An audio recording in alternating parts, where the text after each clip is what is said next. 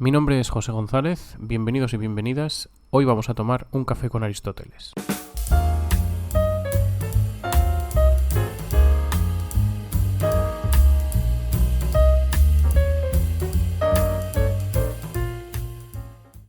La justicia, o dikaiosune, es un asunto crucial dentro de la filosofía práctica de Aristóteles, ya que se refiere tanto a nuestra vida social y política como a nuestra vida estrictamente personal, es decir, a cómo nos relacionamos con nosotros mismos.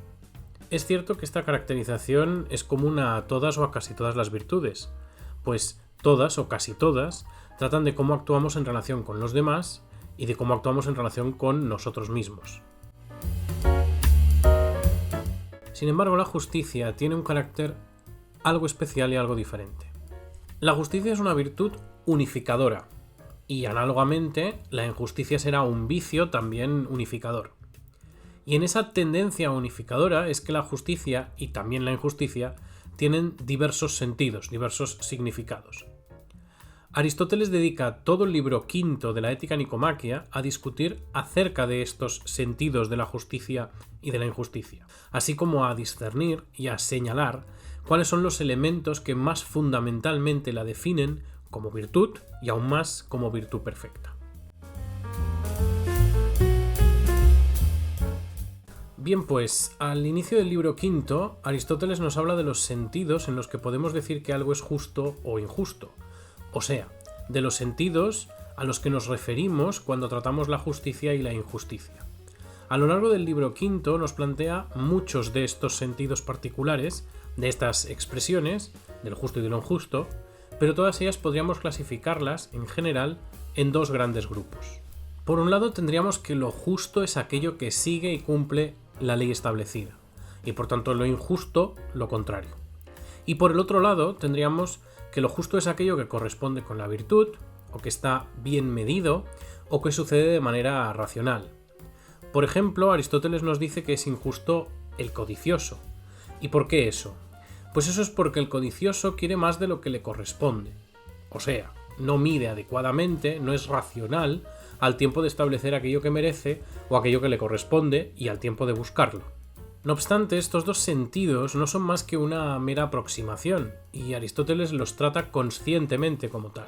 Por ejemplo, además de estos sentidos generales de lo justo y de lo injusto que acabamos de ver, también participa del sentido de lo justo la equidad. Y la equidad no encaja bien en esos dos sentidos, en esa doble clasificación general básica que acabamos de señalar. La equidad o epikeia merece un trato aparte en la discusión, un trato que Aristóteles le da casi al final del libro quinto. Allí Aristóteles nos cuenta que lo justo y lo equitativo se identifican en cierto sentido y en cierto sentido pues son cosas distintas. Esto sucede porque lo equitativo no se refiere a lo justo numérico, es decir, al sentido de la justicia legal que intuitivamente tenemos, sino que se refiere más bien a lo justo en tanto que es lo que corresponde en cada caso. Y para saber qué corresponde en cada caso, no solo hace falta que miremos a la ley, es decir, lo que estipula la ley tal cual está escrita, sino que debemos también fijarnos en las características concretas del caso concreto, de la acción concreta que estamos juzgando. Por eso Aristóteles se refiere a lo equitativo no como lo meramente justo en un sentido legal, sino como una corrección de la ley. O dicho de otro modo, la equidad se refiere al acercamiento de la universalidad de la ley a lo particular de cada caso concreto. Y eso en muchas ocasiones no corresponde simplemente con lo justo, como lo hemos entendido al principio, sino que depende de elementos situacionales de la acción concreta. Esto significa que en la aplicación de la justicia legal en relación con el concepto de equidad hay un error relativo, pero ese error no reside en la ley o en la aplicación de la ley, ni siquiera reside en el legislador o en el juez que la aplica, sino que el error, ese error relativo, reside, o más bien el desajuste, reside en la naturaleza misma del caso que estamos juzgando, en la acción concreta sobre la que nos estamos pronunciando.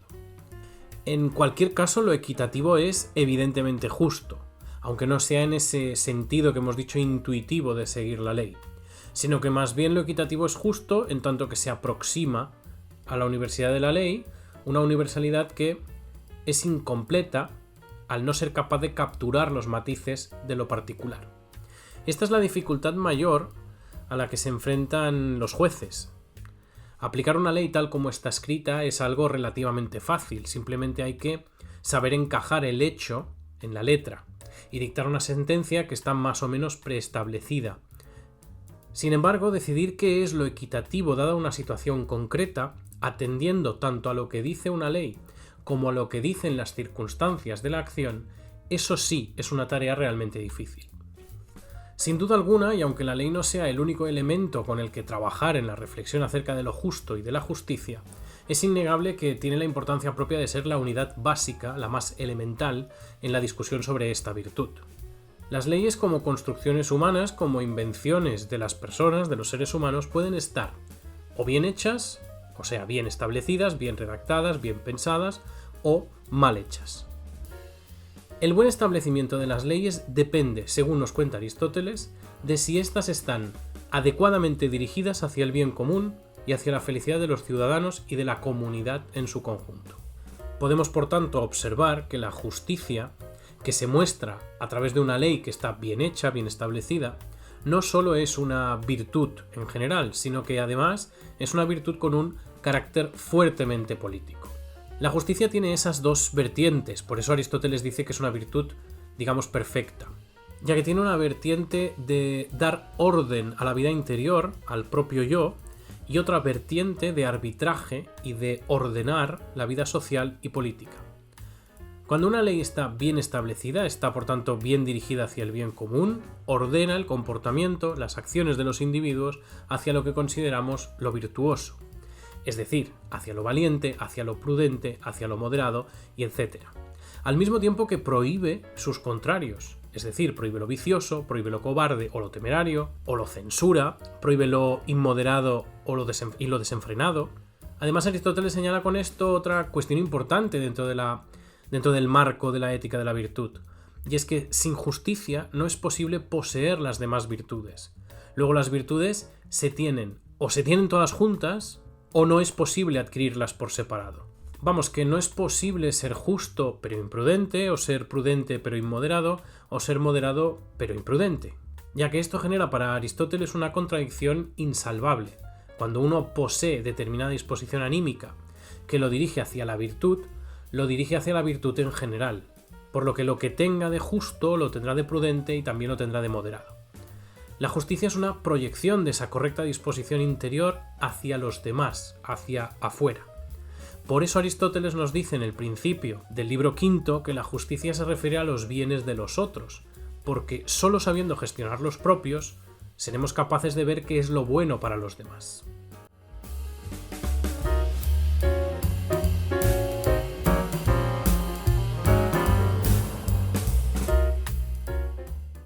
Hoy en el rincón etimológico tenemos la palabra concordia o en griego homonoia.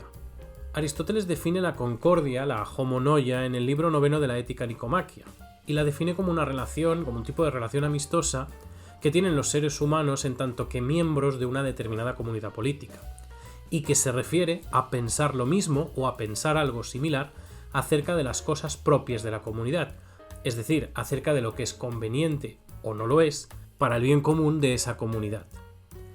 En esta definición, de hecho, ya podemos ver cuáles son las raíces etimológicas de esta palabra homonoia. Pues este término está compuesto por dos términos griegos, por dos palabras griegas. El primero es homos y la terminación noia, que proviene del término nous. El término homos seguro que a todos nos suena fácilmente, pues es el prefijo de muchas palabras que utilizamos comúnmente hoy en día. Homos significa lo mismo o lo idéntico, y está presente en palabras como homonimia, del mismo nombre, homogéneo, de la misma clase o del mismo tipo, o homosexualidad, del mismo sexo. Por otro lado, el término nous, que ya lo habíamos visto en otro episodio anterior, cuando hablábamos de la eunoia, de la benevolencia, se refiere a la inteligencia, al entendimiento o a la comprensión. Por lo que la partícula noia nos está hablando del pensamiento que tenemos sobre algo o de la comprensión que tenemos sobre algo.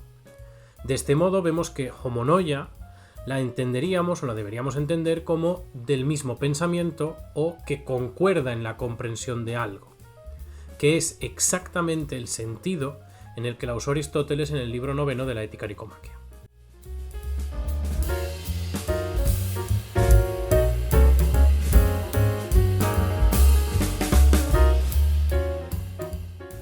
Bien, volviendo a la cuestión acerca de la ley, y considerando que una ley puede estar correctamente establecida o no estarlo, llegamos a la distinción entre la justicia natural y la justicia convencional o legal. A tenor de esta distinción hay un par de cuestiones que debemos esclarecer. La justicia convencional debe perseguir a la justicia natural en lo posible, porque este es el modo de construir leyes rectas, moralmente aceptables. Y digo que debe perseguirla porque en ocasiones esto pues no sucede así, no lo hace. De ahí que la justicia legal admita el error y la interpretación, mientras que la natural no puede hacerlo. La justicia natural, que es, como la legal, un tipo de justicia política, representa un sentido de la justicia que tiene la misma fuerza para todos los seres humanos. Y por supuesto que esa fuerza no depende del parecer o de la opinión de las personas. Esto significa básicamente que cuando algo es de justicia natural no está sujeto a la interpretación humana. Es tal como es, sin más, y por tanto no admite ningún tipo de enmienda. Pongamos de esto un ejemplo: la legítima defensa propia. Prima facie, todos estaremos de acuerdo en que tenemos un derecho natural a proteger nuestra propia vida cuando estamos en un riesgo real de perderla. Por tanto, diríamos que es de justicia natural defendernos en ese escenario. Evidentemente, la protección jurídica concreta que tenemos ante esa situación la tenemos gracias a una ley humana escrita, una ley humana que persigue este ideal, que lo regula y que lo avala en determinadas situaciones. Obviamente puede enmendarse la ley por la cual nos está permitida la defensa propia, y podemos incluso ir a la cárcel cuando defendemos nuestra propia vida agrediendo a otra persona. Pero lo que se enmienda aquí no es el derecho a defendernos, sino el modo como la ley positiva, la ley humana, recoge ese derecho, por lo que la justicia natural se mantiene inenmendable en este sentido. Podríamos decir que la justicia natural se refiere a algo así como a la directriz que debemos seguir, y la ley positiva es aquella que debe materializar esa directriz. Por su lado, la justicia legal o convencional es la que se obtiene del acuerdo entre seres humanos. Esta justicia tiene su origen en la condición humana, por lo que admite el error y la interpretación, y por lo que por definición no es definitiva. La justicia legal, además, como es justa por acuerdo, no es justa ni siempre, ni para todos, ni en todas las circunstancias. Por eso decimos que la justicia legal tiene una fuerza convencional, es decir, obliga a aquellos individuos que acordaron imponerla, pero no tiene efectos, por ejemplo, en una comunidad distinta a aquella en donde se creó. Un ejemplo de esta justicia es cualquier ley civil de cualquier estado, como por ejemplo pues la fijación de un impuesto, tanto en su finalidad, es decir, en para qué se fija ese impuesto, como en la cantidad que se paga. No obstante, y aunque lo parezca, lejos de ser esta una discusión meramente relativista, lo que Aristóteles hace aquí es mostrarnos o intentarnos enseñar cómo diferenciar lo injusto del acto justo, es decir, cómo diferenciar la idea misma de lo justo de la materialización del acto injusto, estableciendo esta suerte de paralelismo entre la justicia natural y la justicia convencional, como la directriz y aquella materialización que debe perseguir la directriz. La justicia tiene además, para Aristóteles, una íntima relación con la reciprocidad y con la responsabilidad. La reciprocidad tiene, cuando hablamos de la justicia, una función de cohesionador social, es decir, es lo que mantiene unida, en algún sentido, a toda la comunidad. La reciprocidad la vemos reflejada en relaciones que también son de naturaleza política, como la amistad o como la concordia, cuya función principal es, precisamente, la de mantener a la sociedad unida en torno a una misma idea del bien común. Obviamente, si los ciudadanos de una comunidad política están en concordia, es decir, son en cierto modo amigos, entonces están debidamente cohesionados y, por consiguiente, tenderán naturalmente o más fácilmente a trabajar unidos por el bien común. Pues en tanto que la justicia hunde sus raíces también en esa reciprocidad será importantísima para el mantenimiento de la comunidad política. Aristóteles especifica el papel de la reciprocidad como lo que garantiza el mantenimiento de la comunidad, y nos dice que eso es, en esencia, el intercambio. El filósofo nos plantea el intercambio comercial como uno de los nexos de unión más fuertes de la sociedad, porque en ellos se dan la gratitud, que es la tendencia a devolver un servicio recibido, y la retribución, que se refiere al merecimiento de un pago por un servicio dado. La reciprocidad es, según Aristóteles, el germen de la aparición de la moneda, por ejemplo. Si pensamos en un intercambio comercial, cuando intercambiamos bienes, la premisa fundamental de la que partimos no es, como podría pensarse intuitivamente, el interés egoísta y particular de obtener algo que queremos del otro, sino que es el pensar qué podemos ofrecerle nosotros al otro en contrapartida para obtener aquello que necesitamos o queremos de él. Es más, incluso podríamos defender que el comercio, el intercambio comercial, es una cierta relación amistosa, y por ello es esencialmente justa. Pues bien, la reciprocidad en el intercambio, y por tanto en la justicia, consiste en igualar dos mercancías o servicios que son naturalmente distintos, y por tanto consiste en la justa proporción en relación con devolver lo recibido o dar lo necesario. Por lo que se refiere a la relación entre la justicia y la responsabilidad, resulta que la justicia nos hace responsables al menos de dos modos. Nos hace responsables respecto de los demás y nos hace responsables respecto de nosotros mismos. La responsabilidad que surge de la justicia reside en nuestra capacidad de reconocer si una acción que realizamos es o no es justa. Por tanto, uno es responsable de una injusticia al menos en dos niveles. Por un lado, en sentido estricto, cuando sabe que lo que va a hacer es injusto en sí mismo y aún así lo comete, lo hace, pues este acto será totalmente voluntario y eso implica que hemos puesto la intención y conocemos las circunstancias, o sea que somos el principio consciente, motor de la acción injusta que cometemos. Y luego podemos ser responsables por una injusticia accidental, o sea, cuando no sabemos que el acto que vamos a realizar es injusto o desconocemos las circunstancias o suficientes circunstancias que lo hacen injusto. Por ende, lo que nos convierte en justos e injustos no es tanto el acto en sí, sino nuestra relación de voluntariedad con ese acto. Como pasaba, esto es lo mismo que pasaba con la responsabilidad moral, si recordáis. Éramos responsables moralmente de algo en determinadas circunstancias de conocimiento, tanto de la acción como de la situación que envolvía esa acción. Pues aquí es un poco lo mismo. La cuestión de la intención o de la voluntariedad es, por tanto, lo principal para discernir la justicia o la injusticia de las acciones. Cuando la intención, y por tanto la deliberación previa a una acción, se pone en el dañar, entonces es cuando se es injusto y malo moralmente hablando. Mientras que los actos que han sido injustos por accidente, por suerte o por casualidad, en muchas ocasiones son más disculpables. Llegamos ya a la parte final de nuestra introducción a la virtud de la justicia con una cuestión propia de la práctica política y jurídica, con una diferencia que, de hecho, compartimos hoy en día, casi de la misma manera. Me refiero a la distinción entre la justicia correctiva y la justicia distributiva. Solo fijándonos en los nombres podemos adivinar a qué tipo de impartición de la justicia se refiere Aristóteles en cada caso. La justicia distributiva se referirá, obviamente, a la distribución de riqueza o de recursos o de bienes, por lo que debe tratarse de una justicia impartida de manera vertical, es decir, desde las instituciones hacia la ciudadanía. En cambio, la justicia correctiva se dedica a corregir acciones, por lo que se imparte horizontalmente, es decir, en los tratos mutuos entre las personas. En cualquier caso, tanto para la justicia correctiva como para la distributiva, se parte de una misma premisa fundacional. Lo justo y lo injusto se identifican, respectivamente, con lo igual y con lo desigual. Un caso claro de justicia correctiva sería, por ejemplo, un robo.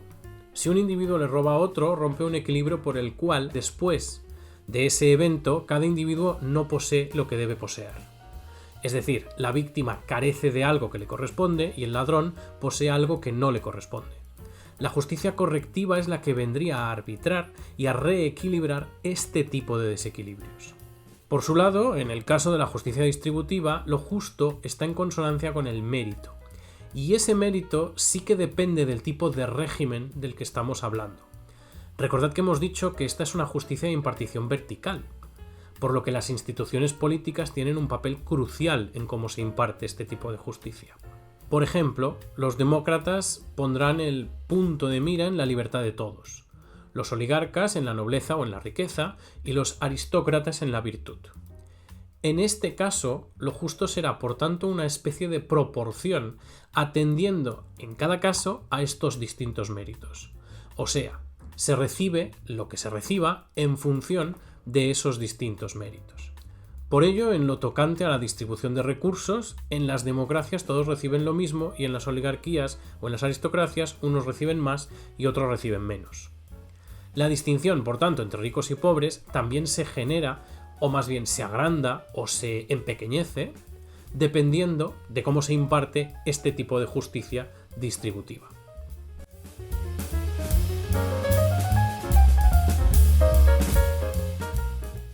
La reflexión aristotélica sobre la justicia es una de las más sistemáticas dentro de la historia de la filosofía griega, pero también dentro de la historia de la filosofía occidental en general.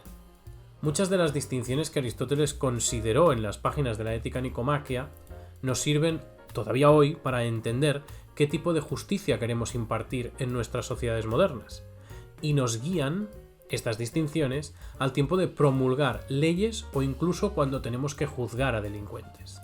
La justicia es para Aristóteles una virtud, por lo que se refleja en la práctica, o sea, nadie puede mostrarse como justo sin repetir múltiples veces acciones justas, formando así por repetición, por perseverancia, la naturaleza de nuestro propio carácter.